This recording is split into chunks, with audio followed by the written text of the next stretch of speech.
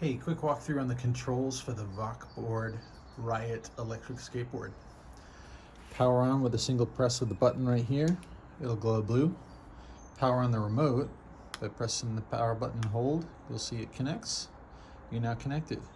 Right now I'm in speed 4, brake 2. Change those, you hit the mode button.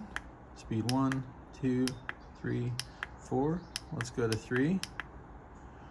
To change the braking, you pull back and hit the mode button. Brake 3, 4, 1, 2. We'll set it there. Roll forward. There's your speed. Pull back. That's brake.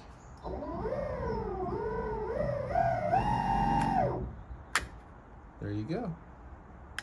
Power off. Power off.